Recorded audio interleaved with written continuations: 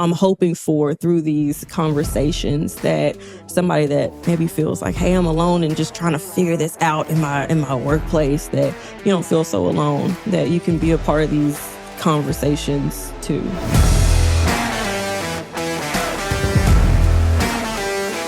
Welcome to the Workmatters Podcast, where we have conversations about the purpose and practice of work. Each week, you'll want to join us to hear from different leaders in different industries and roles wrestle over how their faith intersects their work. So let's dive in. Welcome to the Workmatters Podcast. My name is Darrel Harvey, and I'm the Director of Spiritual Formation and Content. And together with Brandon and Keisha, we're going to be your hosts for the next 15 episodes for Season 1 of the Workmatters Podcast. So let's jump into it. Keisha, tell us a little bit about yourself and how you came to be a part of this conversation. I am an Arkansas native, born and raised. I have spent most of my career up here in the Northwest Arkansas area, with a brief interlude in Africa for a couple of years. And so I would say I got here through a pretty windy road. And along the way, found Jesus in very unexpected ways. And in that journey, Jesus was revealing not only himself to me, but also myself.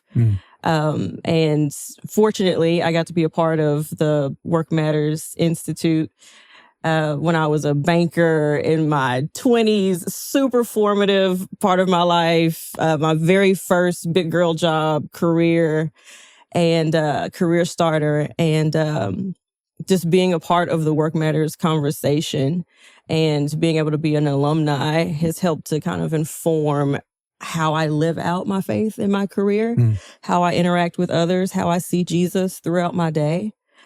So proud to be here just as an alumni, as somebody that's had a crazy up and down, in and out kind of career. And, getting to do the good things that I get to do in my career as, manager of community giving and getting to love on people in the community. And it just has all kind of informed itself and come together in a way that I could have never dreamed of. Well, we're thrilled you're part of it. Thank you. Brandon, what about you? Tell us a little bit about yourself and how you ended up here. So I'm a Texas native, and you'll probably hear that a lot. I've got the pride that goes along with it. Betsy and I have been married for about 28 years, and we have 7 kids and a daughter-in-law and a grandson that'll be here pretty soon. Yes. So when you look back at my work career, back when I was 21, God opened my eyes to my faith in Christ. And I had a friend, and she encouraged me to read my Bible. I hadn't read it before, and I was 21. I was at TCU, and that friend became my wife. I read through the book of John, and God really did open my eyes. And I got discipled by a great Southern Baptist pastor, and then I got mentored by an incredible man, John Hawkins, with a ministry called Leadership Edge. And so John was mentoring me, and he got me into being mentored by a Christian businessman, gave me my first Christian book. I didn't know there were Christian books at the time. And the book was Your Work Matters to God by Doug Sherman and Bill Hendricks. And so I was 21, new in my faith, read through this book. God really gave me a theology of faith and work from the beginning. And when you look back at my resume, you think, this guy doesn't know what he wants to do with his life. He's all over the place. But what I realized now looking back was that God really just gave me a heart to love work, and to, when I saw a really neat job or an interesting career, I thought, I want to try that. And so I did. I was in one season of life, I was a pastor for a decade and church planter for a decade. I was a teacher and a coach. I cleaned pools for a season while I was earning my master's, and Betsy and I had all these kids, and we were in diet consulting, and we were doing antiquing. And then eventually we owned our own business in restaurant franchise, which was fun and a disaster all at the same time. And eventually I got up here and worked for a small company, and then Habitat for Humanity. And eventually I got here to Workmatters. And when I look back, it looks like it's all over the place, but then really it was a straight line to where I was an hourly employee, a salaried employee, an executive, an owner, a dishwasher, a pool cleaner, to where now I'm here and I can encourage everyone in their faith and in their work, regardless of their role, regardless of their position, regardless of their industry. So that's how I got here. Yeah. And you've been a driving force for this. I mean, this podcast is part of your dream for where Work Matters is heading. It is to elevate the conversation, right? You know, I didn't, when I was early on in my early 20s, I was trying to make a living, and I was trying to do my faith in my work, but I was really more worried about my paycheck and having babies and all of that stuff. And I just realized I didn't have anyone to talk about faith and work a lot, and no one elevated that conversation with me. And so here I get to Work Matters. I'm excited that we get to elevate this conversation, right? And then one of the platforms we do that is through the podcast. Yeah, that's exactly. I mean, you're a great segue for, we say the Work Matters podcast is a conversation about the purpose and practice of work. What comes to mind when you hear that phrase, that tagline, Keisha? I'm more drawn to practice when I think about, work, and what a better place to practice out your faith than at work, because there's such a variety of challenges you might face. Usually there's like diversity of people and experiences and background. And this is a space where I can really just work out and iron out my faith in so many different ways to engage God outside of, what might be my normal day-to-day routine. Yeah. How about you, Brandon? What comes to mind when you hear these are conversations about the purpose and practice of work? Yeah. I get excited about talking to other people about what their experience with God at work has been, how they've joined Him right where they are. I'm excited to spend time with people, asking them what they feel like their purpose is, their calling, how God has led them to where they are. Also, just like the practice, I love how so many different people in different positions, they want to practice their faith in different ways within their work. And so I'm eager to explore that with them and see how they do that, because I'm still trying to figure that out. Yeah. Wow. Yeah. I think for me, I need the reminder that there's purpose and practice in work. I'm incredibly privileged to work at a place that I love, work with people I love, with a job description that couldn't be any more accurate to who God created me to be. And there are days I don't want to go to work. I know that's risky telling my boss, but that's okay. I feel that way too. Same space. And yet, I have to be reminded, even though it's my job, to remind other people that the purpose of work, that's my primary way to partner with God and making the world a better place, of giving them glimpses of the kingdom to come. So I think that's what stirs in me when I hear that tagline. So, why is it important? Like, what makes this topic so important to you? Brandon, why don't you kick us off with that? Statistically, we spend 1/3 to 1/2 of our adult life working. And the idea that I could spend almost half of my adult life working without purpose, without feeling a direct connection to God, without experiencing Him, without wondering what He's up to, I just can't. I don't want to live that way. And I do, and others do. And I just go back to Genesis 1, where God calls us to work, right? All of Scripture starts off with work. He works for 6 days. He rests on the seventh. We're made in His image. He calls us and commissions us to go do the same, right? Be fruitful, subdue the earth. And yet, if you're like me, most of my career, I've been asleep at the wheel. I haven't connected Sunday morning to Monday morning. I've just gone to work. I've struggled. I've wanted to do more. I felt like there's got to be something more to this. And so, seeing people awaken to more, like you're saying, being reminded that, okay, wait, I think there is more to work. Mm-hmm. My faith and my work, they really can be inseparable. Yeah. They really can. I really can make this all one. I get excited about that in the conversation. Yeah. Yeah. I like what you were saying about the awakening because it felt like I had an aha moment or an awakening in my journey of work and faith. And, I went from banking to working with a church overseas and then back to America, took a year off. And in that year, I sat down with God and just dreamed. So like from the past couple of years, what have I learned about myself? Like, what has God shown me through the work that I've been doing? And it was the very first time that I'd ever asked myself that question, but it was because I was at a decision point. I didn't know what I was going to do. I was like, do I even like what I've been doing? Like, how am I going to move forward? I'm not a person that ever felt like I had a clear vision for my life. Mm-hmm. And so it was the first time that I sat down and dreamed. And, kind of like you were saying earlier, it looks like the journey is this big, jagged back and forth. But when you actually observe it, man, you just see the story that God is weaving together. Mm-hmm. And as I was praying and dreaming, I started to see the story.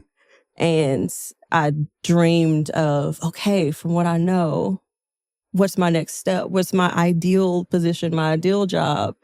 Dreamed it out, wrote it out. And by a miracle of Jesus, I am in, like you were saying, like a place I couldn't have dreamed of, not better fitting, and my desire in these conversations is that aha, the things that we have not considered before. Let's think about those things. And once you have the aha, like, we talk about the garden and our garden space with Jesus. And there's a whole part of the garden I didn't even know existed. Like, Jesus and work, like I've never explored this part of the garden. Yeah. And so now I'm going to come over here and what I've been gardening in this space is different from what I've been gardening in that space. So now I have to relearn. How do I engage with Jesus in a workspace when I've engaged with him in every other space? But the workspace. And so even just, having the conversations to glean that, how have you engaged God and workspace, and how can I learn from that? How can I continue to learn from that? Yeah, that whole idea of abiding that Jesus talks about. And if we go to sleep, as we go to work and leave him at home, no matter how great our quiet time in the morning was, we check that off our list and we kind of head into work and kind of function as a practical atheist. I mean, we're just on our own, doing our thing, figuring it out. But to see him there in that garden with us, to abide in that time where he can do something in us while we're at work, that's a powerful thing. So the podcast isn't just a new podcast, and it's not just new for Work Matters. It's new for the three of us, right? Yes. So what are you feeling when you think about hosting a new podcast? What's going on inside of you, or on your drive here this morning? What? Man, the drive here this morning, that's a interesting window. You got your nerves, you got your excitement. There's the wonder, more than anything, more than everything else that's going on. It's just what's going to happen, what's going to unfold. Like, I love stories, and all of us have such different experiences of Jesus and work and just, who we are with him. Yeah. And that's the wonder. Like, I just want to hear people's stories and learn more about Jesus and, how is that going to inform my life? How am I going to be changed and shaped through these conversations? Yeah. More of the awe with a little taste of nerves. A little taste of nerves on the side. Brandon, what are you feeling thinking about this new venture? I'm excited, nervous. Thank you for admitting that. I feel that too. I'm curious because, work is one way that we worship God, or at least I want it to be. It's not natural for me to think of work in that way, or even to think of work as a part of my sanctification process, that God really does want to form me into the image of his son, and that spiritual transformation that occurs during my workday and as I'm doing it. So I'm curious, I'm excited about the podcast because I want to explore that with other people, people that are starting off, people that, other Christians that have been walking and working for 40 and 50 years. How have they experienced that? What transformation has occurred in them? Yeah. What did they miss? What do they wish they could do different? Like, I'm excited to ask those questions when we get when we get people in the seat. Yeah. So. Well, since you two are in the seat, let me ask you a favorite question. How about that? Right. So when you think about the way Jesus lived and influenced, what challenges you most in the way you live and influence with the way he lived and influenced?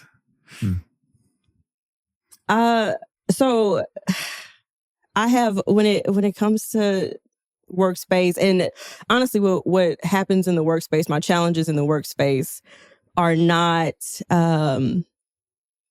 happening only exclusively in the workspace. It spills over into other aspects of my life.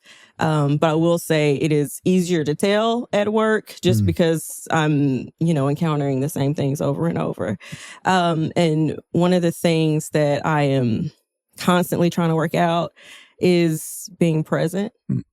And Jesus's ability to get the job done, but also be present to God and present to the people around him has always been a challenge that I want to hone it.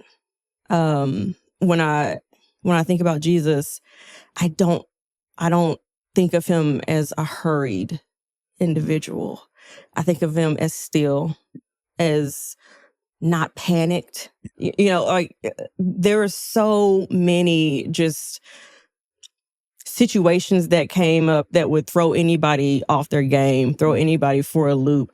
And Jesus was just so sure, so steady, and, was just very present in that moment to be able to give the best response. And that's what I'm trying to tap into. That's one of the things that I'm continuously learning from Jesus, because I am a deeply task-oriented person. I love the box. I love to check it off. And woe to the person that is in my way when I'm trying to get this list checked off. And so it's this constant reminding myself to pause. And when I feel myself being irritated by a person or a situation, or I know that there's something there that doesn't align with that unhurried Jesus that I want to be like. And so that's a reminder of me, like, hey, come back, pause. What are you missing in this moment? Because I could very easily be missing something beautiful that Jesus is trying to show me or share with me. The unhurried Jesus. The unhurried Jesus. I love that. I need that. Because I am the hurried. Probably the hurried disciple. Yeah. So I like that. That's a great one. Yeah. Anything else come to mind, Brandon, when you think about the way he led and influenced? Yeah.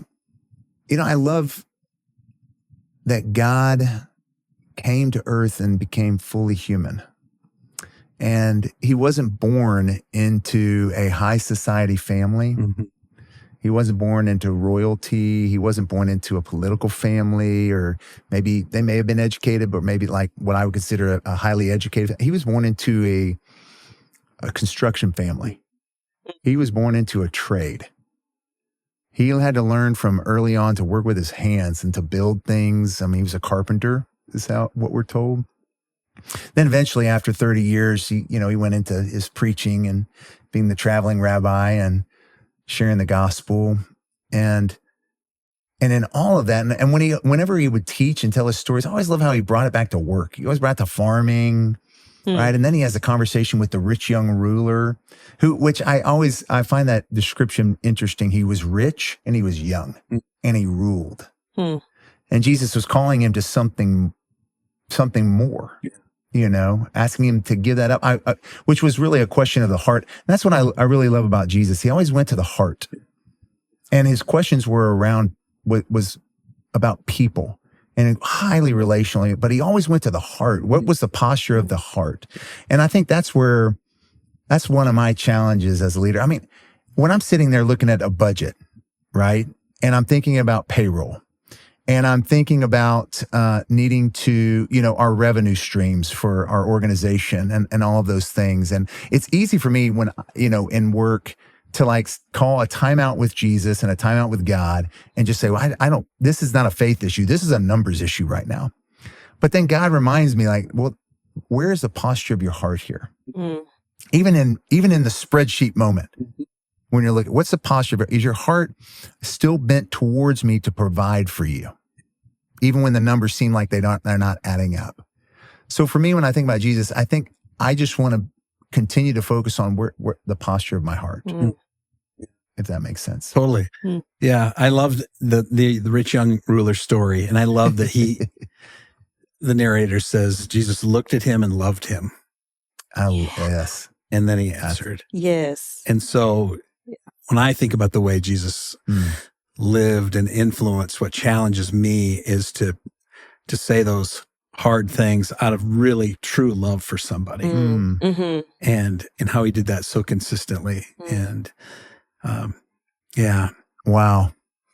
You triggered something when you said that. I was just thinking of those moments when I was, leading back when I was a pastor, or even when I owned the church, when I was helping a young company up here in Northwest Arkansas, and I had to have hard conversations with employees, mm-hmm. and how I dreaded them. Mm. I dreaded having those conversations because I didn't know how, and I still struggle even today, even with leading at Workmatters. And if I have to have a conflict conversation with a coworker or an employee, how does my faith enter into this in this moment? Mm. And so I love that you just triggered that when you said he looked at me, he loved him. Yeah. Can love still be the driving force in me when I need to have a hard conversation at work? Yeah. That's really good. That's really good. Huh. Mm. Any other thoughts? So many thoughts. So many thoughts.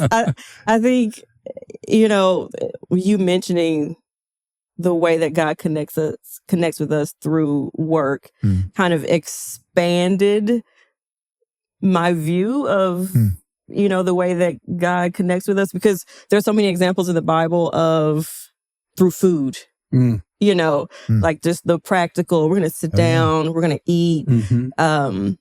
And that's where the communion happens. That's where the connection happens. But to say, and work, that's as a major touch point for how Jesus reaches us. Saying, hey, you the fisherman, hey, you the tax person, hey, you the ruler. And using that to be able to speak our language through what we do, through, what we put our hands to, shows one, how well he knows us, how well he knows human nature, and just how intentional he is about using work. So that just kind of helps me expand my thinking on that. And a little bit of intimidation. I just moved into a management role. And so you talking about hard conversations, I was like, I haven't had to have any yet. And that's one of the things that I get anxious about of, what if, I have to have some difficult conversations, and how does Jesus love as he has these difficult conversations? Because I can't think of examples where Jesus loved and gave correction and somebody was just like, I'm done with you, Jesus. There was something more that came through as he was communicating. And I think that love, that passion, that I know he's saying this because he has my best interest at heart, was what was communicated more than, what we assume when we get correction, disapproval, or whatever it may be. Yeah. Yeah. Well, Brandon, you've been around Workmatters for a year and a half now, just over a year and a half. Yes. Keisha, with being a WMI alum and facilitator, you've led a group for us. What do you think is one of the most overlooked parts of the whole faith and work dynamic when it comes to most Christians? What's a principle or something that maybe just is a common overlooked facet that people are just kind of missing? Brandon, you want to tackle that one? Yeah. A couple things came to mind when you said that. But I think one of the first things that popped in my head when you said that was that God really does care about what I'm doing and how I'm doing it. That God really is intimately involved with me during my day working, regardless of what the work is, whether you're digging a ditch, whether you're laying pipe, whether you're making the best coffee ever, whether you're working on spreadsheets or running a company. I mean, I don't think any of that really matters, but how we do it really does matter to God. And whether or not we recognize that God is present with me and wants to be. Yeah. And in fact, he longs to be. He longs for those conversations. Yeah. I can remember when we had the restaurant franchise. I can remember sitting in my office, and my office was the back closet because we didn't have any space, and the rest you just had to find somewhere to put the computer. And I remember sitting in this. It was so hot, and I'm sitting back there, and I'm running through numbers, and I can remember thinking, "Okay, God, what are you inviting me to right now as I'm sitting in this and I'm sweating to death, wearing this apron with pizza sauce all over me, and I just cleaned the bathroom, and now I got to wash up and go make pizza and do payroll and all this stuff." And I remember, God, what I'm sitting here. I think you're involved with me here. I think you're with me. Mm-hmm. I just can't really see how right now, and I need to go make a pizza. Yeah. And I just think we just I could have just not thought about any of that and just gone and made the pizza. Yeah. But I wonder, sometimes we miss is God inviting us into something else in the midst of making the pizza. Yeah. Totally. Yeah. You remind me of a phrase our friend Ben Kirksey used to use, that we are hoping to help people at Work Matters. We're hoping to help people be contemplative practitioners, that we're aware of what's going on in us and around us as we're at work doing things like making pizzas, that there is this sensitivity that God is there and up to something. That made total sense. Thanks. Keisha, what do you think of oversight for most Christians are? I think the toil, the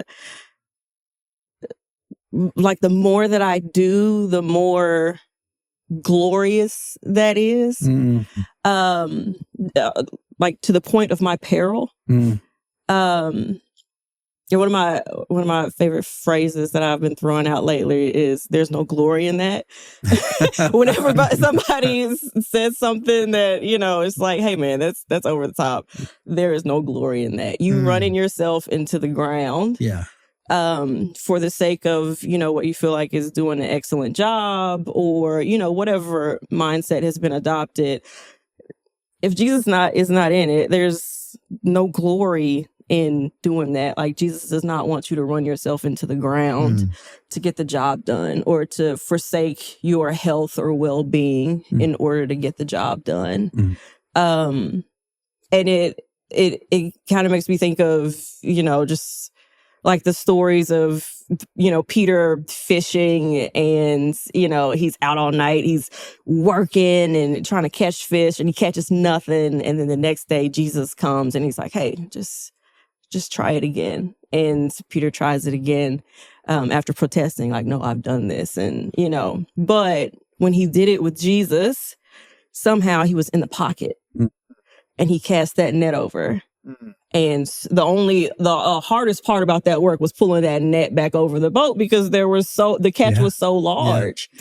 And so I think that there's a difference in, I'm going to work, I'm going to toil, I'm going to make this happen myself, all for the glory of God, as opposed to, I'm going to just wait I'm going to listen. I'm going to pause, and I'm going to listen for Jesus. And there is more productivity, and it is more life-giving when I am in that pocket with Jesus, when I'm doing it with him. And it doesn't have to look like just strenuous work. Yeah. Brandon, tell us more about Work Matters. Like, this podcast isn't just a one-off. It fits into something about where we're going and why us, why now. Could you talk a little bit about that? Absolutely. So, Work Matters has been around for over 20 years, and we have been, investing in helping leaders integrate their faith and work. And so we're continuing on that work by doing things like the podcast with the Work Matters Institute, a conference, things of that nature, because we want to help people not just integrate their faith and work, but awaken to something more. That God wants to really form them into the image of his son in work, at work, and through their work. So we at Work Matters, we believe that the spiritual formation process, the becoming more like Christ, it's not just reserved for Sunday morning. It's not reserved for Bible study, not our morning times with the Lord or whatever, but it's happening even while we work, right? That God is using his spirit to form us into the image of his son while we're working on our spreadsheets, while we're having those hard conversations, while we're digging a ditch, while we're making a cup of coffee, while we're coaching a team, and then through us, he's using us to help others be formed into the image of his son at our work, right? And then through us, he wants to use us to bring about a good and a good work in the world and a redemption in the world, continue to put things in order that he started back in Genesis 1. So our vision is to see everyone formed into the image of Christ in work, at work, and through work. And the way we want to do that is God is really using our name, our brand, Work Matters, to elevate this conversation in churches, in businesses, in educational institutions, and also just to bring together the faith and work movement, which has been around for multiple decades as well. And so I see God using Work Matters as a means to elevate the conversation, to keep it in front of people, to bring that aha moment, that awareness as well. Yeah, we're not necessarily the experts. No, we know a lot of experts, and yes, we want to have and those and we want to get them in the room, exactly, and have the conversation. Yeah, that's exactly right. Yeah, Keisha, when you just dream a little bit about the podcast here on the front end of it, what are your hopes for something like this? My hopes would be that there is togetherness. One of the things that I've appreciated with, going to the Work Matters conferences, being a part of a cohort and facilitating it, is when we get in a room together and we have these conversations that you find out, hey, I'm not alone. I don't have this all figured out, and neither does the person sitting across from me. But there's something beautiful when you get into a room with somebody and you hear and they say something and it sparks something in you, and you get to explore something that you just never thought of before. And so I'm hoping for, through these conversations, that somebody that maybe feels like, hey, I'm alone and just trying to figure this out in my workplace, that you don't feel so alone, that you can be a part of these conversations too. Yeah.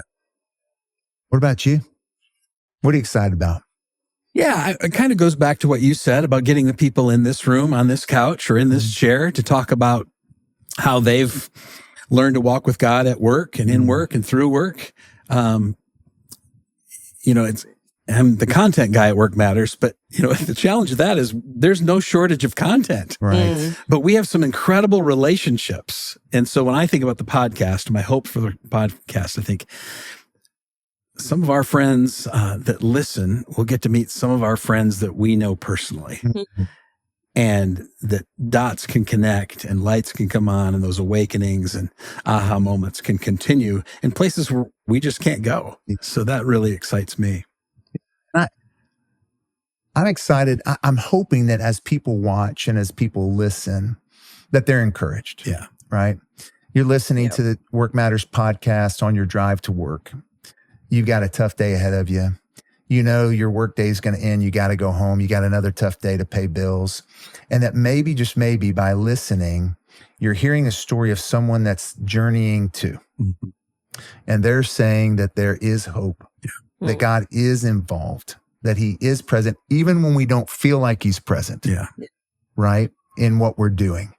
Or we long to be in a different place in our career, but we're just not there yet. We hear somebody sitting, on the couch or in the chair that's saying, I remember not being where I wanted to be and wondering if I would ever get to that place. Mm-hmm. And somehow they're encouraged. So I really hope people are encouraged, and it continues to deepen their faith by listening and being a part. Yeah. Anything you want to add to that, Keisha? No, I think you got it. I'm with you. Well, as we look ahead, what can the listener expect? I mean, I think they can expect good conversation, hopefully like this, right? And that they can see that they're not alone in their wrestlings, right? In trying to figure out how do I balance my work time and my family time? That they're not alone, that's a struggle for all of us. That, okay, I want to grow in my career. I want to succeed in my career, but is that what God wants? Mm-hmm. That they're going to hear other people that are challenged by that as well. Or someone that had to make a hard career move and didn't know if that was God's plan for their life or not. That maybe they'll hear a story of someone sitting on the couch that's gone through that as well, right? So I'm excited about that for people as they listen. I think too, I'm excited, and I think they can count on hearing some really practical stuff. Yes. Yeah. Like what can I do this week that will make a difference in how I recognize God's activity in my work this week? And how to take action. I think we've got some great tools at Workmatters that help people, look at the situation they're in and discern where God's calling them to step in and make a difference. Mm-hmm. And, they can count on some good theology talk. Yes. There is a lot of why behind the how and what. So I think that's really an exciting proposition that we have to offer. So I was thinking the same thing as a person that, I like my tasks. I like my to-dos. I like something very hard and concrete that I can take away. So as much as I also love hearing other people's story, when I hear the stories, I go, and how? Like, how did you come to that realization? How did you pause? How did you, move forward, even when you were feeling discouraged? Mm-hmm. And so, like you say, gleaning from that, just the practicals is always helpful. Yeah. Another great segue to the way we're going to wrap up every episode. Yeah. All right. So one action that listeners could take today, just based on this whole idea of faith and work, God's present, God's up to something. Mm-hmm. What's one action step you would suggest they take today? I'm going to lean back into the unhurried Jesus and the pause. I would say find your pause.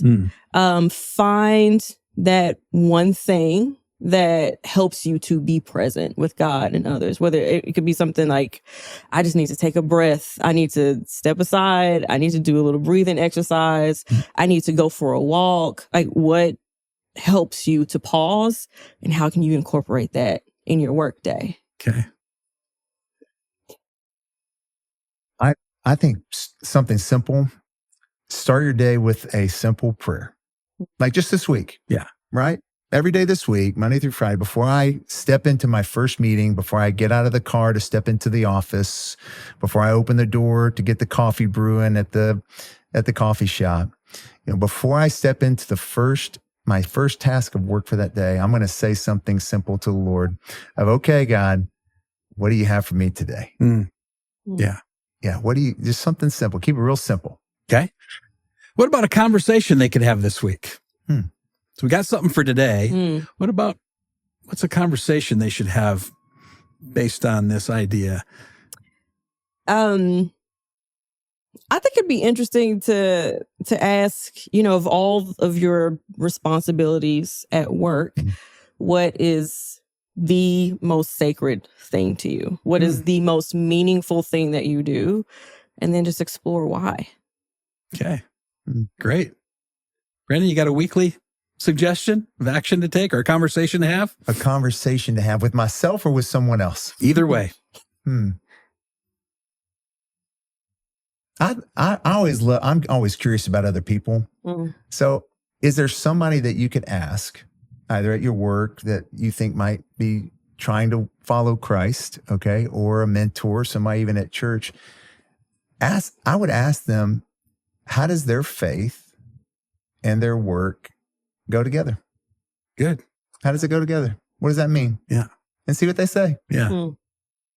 Yeah. I like that. How about one book to read in the next few months? What's on your reading list? I'd go The Liturgy of the Ordinary by good Tish book. Warren. You Yes, read that? good book. Yeah, That's a good I one. love it.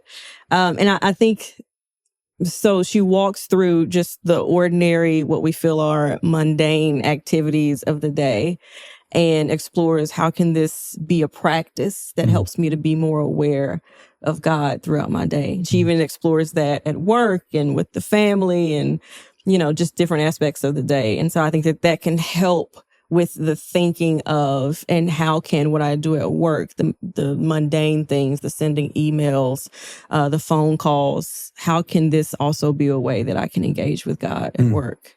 Awesome. Every Good Endeavor by Tim Keller. Yeah. Yeah. That book and Your Work Matters to God by Doug Sherman. Those have probably been two of the most influential books in helping me understand faith and work. Yeah. And the integration of those two things. And so that's a great book. It's a little lengthy, but it's definitely worth just taking your time and working through that book. Okay. Brandon threw out two. Can I throw out one more? Oh, you can okay. have one more. I'm gonna out I'm gonna match you. Okay. Super small, very impactful. Okay. The Creator in You. Yes, by Jordan Rayner. Jordan Rayner. I'm not Great gonna lie. book. Like, I've read that several times. I mean, it's a 5-minute read. I seriously cried. Let's be honest, it's a picture book. I cried. It's a picture book. Well, yes, I'm a very visual person, and I cry when I read that book. But it's just, going back to the basics. Like, let's make this simple. Right. So I would recommend that, and it's a book that you could read with your kiddos. That's for It sure. is, as well. for sure. Do you have a book? I do. I always have a book. Yes, you do. And I would suggest tomorrow I might give you a different answer, but Sabbath as Resistance by Walter Brueggemann. It's a very small book, but it's dense and rich about this whole driven society that we live in and God's design for systematic rest and how that is a way to resist this pressure that we feel to produce and produce and produce. And he takes it all the way back to Egypt and how the systems of Egypt look very familiar to the systems of today and how we can have this subversive presence by just resting. So thank you for listening. This is the Work Matters Podcast, conversations about the purpose and practice of work. Thank you for joining us for the Work Matters Podcast. To continue this conversation about faith and work, please share it with a friend. Make sure you subscribe to get notifications when we launch new episodes. For more information about the work we're doing at Work Matters and how we can best serve you, visit us at workmatters.org.